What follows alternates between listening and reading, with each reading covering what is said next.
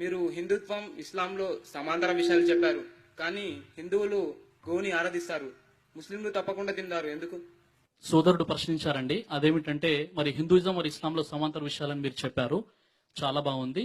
కానీ హైందవ సోదరులు గోవుని పవిత్రంగా భావిస్తారు, ముస్లింని తప్పనిసరిగా తింటారు. దీనికి సంబంధించి చెప్పండి అన్నారు. అయితే సోదరులారా, ముస్లిం అనబడేవాడు మాంసాన్ని తినాలి తప్పనిసరిని ఇస్లాంలో ఎక్కడా లేదండి.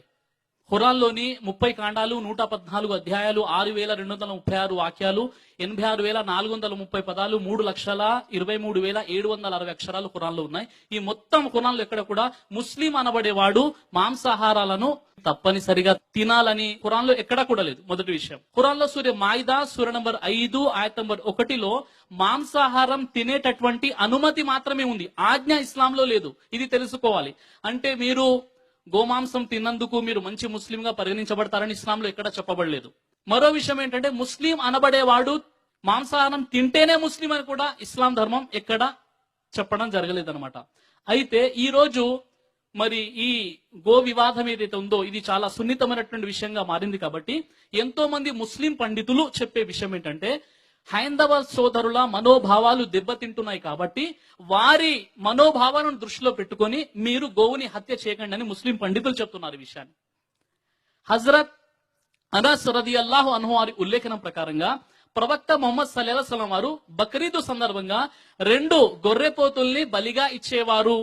అల్లా తన ప్రవక్తకు అన్నిటికంటే ఉన్నతమైనటువంటి ఆచరణనే ఇష్టపడతారు. అంటే లకదు కాన లకుం ఫీ రసూలిల్లాహి ఉస్వతున్ హసనా సూర అల్ అహ్జాబ్ సూర 33:21. ప్రవక్త జీవితంలో మీకు ఆదర్శం ఉంది. ప్రవక్త పూర్తి జీవితంలో ఎక్కడ కూడా బక్రీద్ సందర్భంగా గోవుని బలిగా ఇచ్చినట్టు మొత్తం ఖురాన్ మరియు హదీస్ గ్రంథాలు ఎక్కడ కూడా లేదు.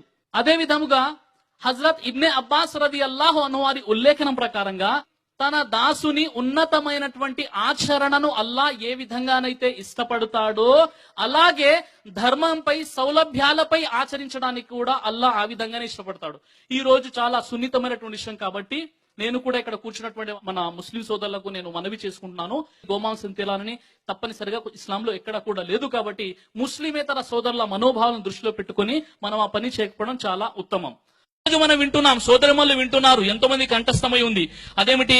కౌసల్య సుప్రజారామ పూర్వా సంధ్యా ప్రవర్తతే ఉత్తిష్ట నరశార్ధూల కర్తవ్యం దైవవాహ్నికం ఉత్తిష్ట ఉత్తిష్ట ఉత్తిష్టో గరుడధ్వజా ఉత్తిష్ట కమలాకాంత త్రైలోక్యం మంగళం కురు. విన్నారా లేదా సోదరిమల్లారు? చెప్పండి, విన్నారా లేదండి? అయితే విన్నారు. కానీ ఈ రోజు ఆధ్యాత్మికత ఎలా ఉందంటే, నలుగురితో పాటు నారాయణ, గుంపులో గోవింద. అవునా కదా? అంటే మనం వింటున్నాం కానీ ఆ యొక్క సుప్రభాతం యొక్క అర్థం తెలుసుకునే ప్రయత్నం మనం చేయలేదు. మన పెద్దలు కూడా అది తెలుసుకునే బాబు అని వాళ్ళు కూడా చెప్పలేదు అనమాట. శ్రీరాముల వారు బాల్యంలో ఉన్నప్పుడు ఆయన గురుగారు విశ్వామిత్రుల వారు ఆశ్రమానికి వెళ్లి మంత్రాలు చదువుతున్నారు. కౌసల్య సుప్రజారామ, కౌసల్యకు పుట్టినటువంటి ఓ మంచి పిల్లవాడా రామా, పూర్వ సంధ్యా ప్రవర్తతే, సూర్యుడు ఉదయించే వేళ అవుతుంది, ఉత్తిష్ట నిదురలే, నరశార్ధుల నరులలో పులి వంటి వాడా, కర్తవ్యం దైవమాహ్నికం, ఆ దైవాన్ని ఆరాధించుట నీ జీవిత లక్ష్యమో రామ అని రాముల వారి గురుగారైన విశ్వామిత్రుల వారు రాముల వారిని లేపుతున్నారు. వారిద్దరూ కలిసి సూర్యుడు ఉదయించే ముందు తమకు అతీతంగా ఉన్న ఆ దైవాన్ని ఆరాధించారు. ఈ రోజు మనము ఉదయం 9 గంటలకో 10 గంటలకో ఎప్పుడు నిద్ర మేలుకుంటే అప్పుడు దండం పెట్టుకుంటాం. కానీ వారు సూర్యుడు ఉదయించే ముందు అప్పుడు వారు ఆ దైవాన్ని స్తుతించారు అని మనకు సుప్రభాతం ఈ విషయాన్ని తెలియజేస్తుంది.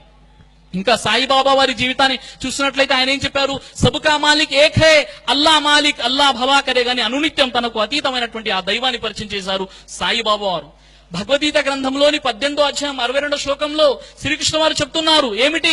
తమేవ శరణం గచ్చా సర్వభావేన భారత తత్ ప్రసాదాత్మారం శాంతి స్థానం ప్రాప్సి శాశ్వతం. ఓ అర్జున, సర్వ విధముల ఆ సర్వేశ్వరుడు అయినటువంటి ఆ పైనున్న దైవాన్ని ఆరాధించు, తద్వారా ఇహలోకంలో శాంతి సుఖాన్ని, పరలోకంలో ముక్తిని నీవు పొందగలుగుతావు.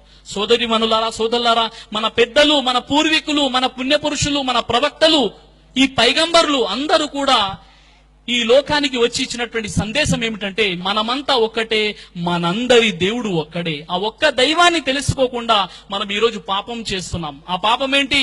వేమన అంటాడు, నరజన్మము తానెత్తియు పరమాత్మ నెరుంగలేక పాపాత్ముండై కొరగాని పనులు నర్చి అదో గతికి పోవు స్థిరముగవేమ. నరజన్మను ఎత్తావు, పరమాత్మను తెలుసుకోక నీవు పాపం చేస్తున్నావు, కొరగాని పనులు నర్చి, ఎందుకు పనికిరాని పనులు నర్చి అధోగతికి పోవు, ఎక్కడికో వెళ్లిపోతున్నావని వేమన వారు కూడా ఈ విషయాన్ని చెప్పారు. కాబట్టి మనం ముందుగా మన ఆధ్యాత్మిక గ్రంథాలను, అందులో ఉన్న సత్యం ఏంటో మనం తెలియాలి. భగవద్గీత గ్రంథం 16వ అధ్యాయం 24వ శ్లోకం అంటుంది, తస్మాత్ శాస్త్రం ప్రమాణాంతే కార్య అకార్య వ్యవస్థితౌ జ్ఞాత్వా శాస్త్ర విధానోక్తం కర్మ కర్తూ మిహరసి. నీవు చేయునదియు చేయరానిదియు నిర్ణయించినప్పుడు శాస్త్రము నీకు ప్రమాణమై ఉన్నది. నీవు ఏమి చేసిన నీ ప్రపంచంలో శాస్త్రాన్ని అనుసరించి కర్మము చెయ్యాలని భగవద్గీత అంటుంది. భగవద్గీత గ్రంథం 16వ అధ్యాయం 23వ శ్లోకాన్ని పరిశీలిస్తే, యశాస్త్ర విధిముత్రుజ్జ వర్తదే కామకారతః న ససిద్ధి మావాప్నోతి న సుఖం న పరాంగతిం. ఎవరైతే శాస్త్రాలకు విరుద్ధంగా జీవితం గడుపుతారో వారికి సుఖము, శాంతి, పరలోకంలో ముక్తి కూడా లేదు అని హైందవ గ్రంథాలు ఈ విషయాన్ని తెలియజేస్తున్నాయి. చివరిగా నా ప్రసంగాన్ని ముగించే ముందు సోదరులారా, సోదరిమల్లారా, మనకు తెలుసు, ప్రతి వ్యక్తికి తెలుసు, ఒకానొక రోజు నేను చనిపోతాను, ఈ జీవితం అశాశ్వతమైనటువంటిది అన్న విషయం తెలుసు. ఎప్పుడైనా ఈ జీవితాన్ని విడిచి మనం వెళ్లిపోవాల్సిందే. ఖురాన్ అంటుంది, కుల్లు నఫ్సిన్ జాయికతుల్ మౌత్, పుట్టిన ప్రతి జీవి మరణం యొక్క రుచి చవి చూడవలసిందే. ఇదే విషయాన్ని భగవద్గీత గ్రంథం 2వ అధ్యాయం 27వ శ్లోకం అంటుంది, జాతస్య మరణం ధ్రువం.